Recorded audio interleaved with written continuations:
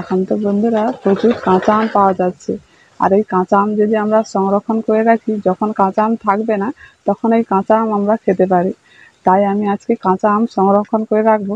আর কিছুদিন পর কিন্তু কাঁচা আম সব পেকে যাবে, তখন কিন্তু হবে না। তাই কিভাবে আমি এই কাঁচা আম সংরক্ষণ করে রাখবো আপনারা দেখুন। আর এর মধ্যে আমি তেল ভিনেগার কিছুই দেব না, এমনিই আমি সংরক্ষণ করে রাখবো। কিভাবে করব আপনারা দেখুন। এই সংরক্ষণের জন্য আমি গাছ থেকে 1 কিলো আম পেড়ে নিয়েছি। এই রকম টাটকা আম কিন্তু সংরক্ষণ করে রাখতে হবে, বাসি আম নিলে সেগুলো কিন্তু হবে না। এই আমগুলো আমি সংরক্ষণ করব। এবার আমি কড়াই করে গরম জল করব। এখানে আমি 1 কিলো আম নিয়েছি। 1 কিলো আমে 1 লিটার জল কিন্তু গরম করতে হবে। এখন কড়ার মধ্যে 1 লিটার জল দিয়ে দিচ্ছি। যত আম নেবেন তত কিন্তু জলটাও দিতে হবে। এখন জলটাকে একটু ভালো করে গরম করে নেব। এখন দেখুন জলটা কেমন সুন্দর ফুটতে শুরু করে দিয়েছে। এই সময় লবণটা দিতে হবে। আমি 1 লিটার জল নিয়েছি, 1 লিটার জলে 16 চামচ কিন্তু লবণ দিতে হবে। 1, 2, 3, 4, 16। আমি 1 লিটার জলে 16 চামচ লবণ দিয়েছি। আপনারা যেমন জল নেবেন সেই রকম পরিমাণে লবণটা দিয়ে দেবেন। এই লবণটা দিয়ে 9-10 মিনিটের মতো এই জলটাকে একটু ফোটাতে হবে। আমি একটু ভাজা লবণ দিয়েছি বলে জলটা একটু লাল হয়ে গেছে।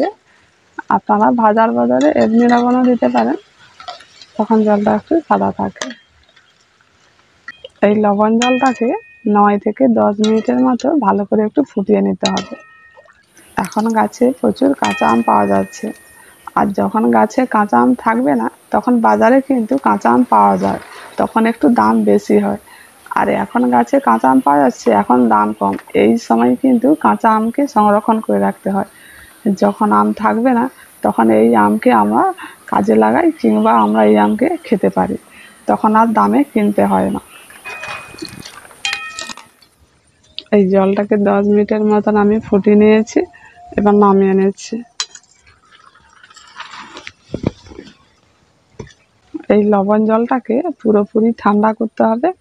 আর এই লবণ জল আমটাকে কিন্তু বহুদিন ধরে ভালো রাখবে।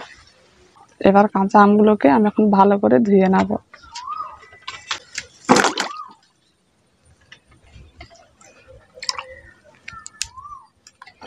একটু চকটে চকটে ভালো করে ধুয়ে নিতে হবে।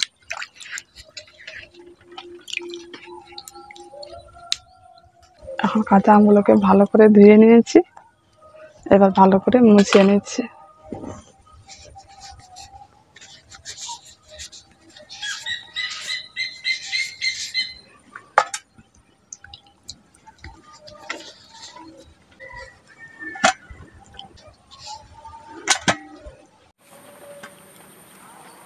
এবার কাঁচা আমগুলোকে আমি কেটে নেব।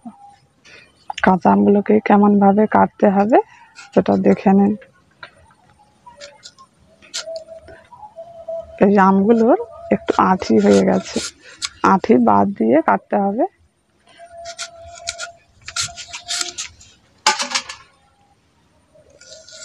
এইরকম লম্বা লম্বা করে কেটে নিতে হবে।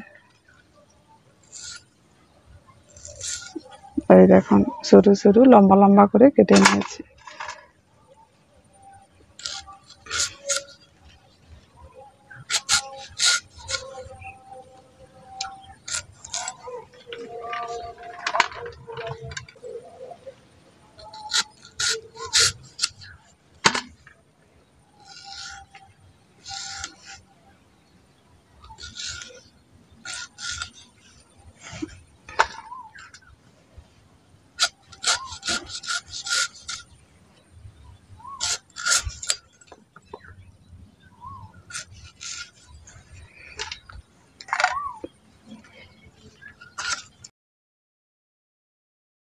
এই আমগুলো সংরক্ষণ করে রাখার জন্য এখানে আমি কাঁচের জার নিয়েছি।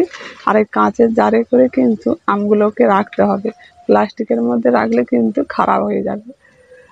এই জারের মধ্যে এখন আমগুলো দিয়ে দিচ্ছি।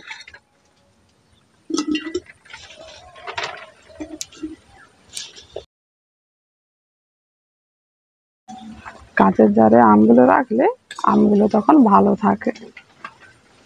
কাঁচের জারে আমগুলো রাখার আগে জারটাকে একটু ভালো করে মুছে নেবেন, যাতে না জল থাকে। এখন আমগুলো জারের মধ্যে ভরে নিয়েছি। এবার এই লবণ জলটা এখন পুরোপুরি ঠান্ডা হয়ে গেছে। এবার এই ঠান্ডা জলটা এর মধ্যে দিয়ে দিতে হবে।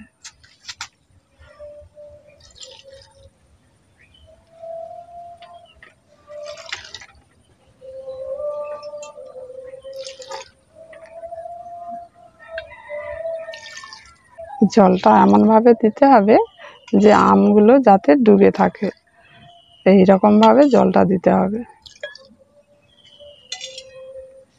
আমগুলো কিন্তু পুরো ডুবে গেছে। আমগুলো ডুবে থাকলে আমগুলো তখন ভালো থাকবে। এবার ঢাকনাটা লাগিয়ে দিচ্ছি। এইভাবে করে রাখলে এই যে কাঁচা আমগুলো বহুদিন ধরে ভালো থাকবে। আর এটাকে ফ্রিজেও রাখতে পারেন, না হলে এমনিও রেখে দেবেন, কোনো ক্ষতি হবে না। আর অসময়ে এই কাঁচা আমগুলোকে খেতে পারবেন।